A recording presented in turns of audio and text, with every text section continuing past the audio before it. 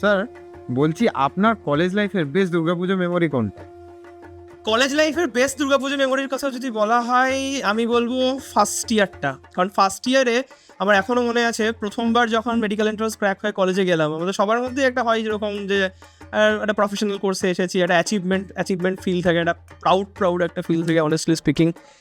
আর সেই পুজোটাতে আমরা অনেকজন, মানে আমাদের ব্যাচে 250 জন ছিল, কিছু না হলেও আমার মনে পড়ছে 200 জন, মানে লিটারেলি বলছি প্রায় 200 জন আমরা একসাথে সেই লাইন করে করে ঠাকুর দেখার মতো বেরিয়েছিলাম।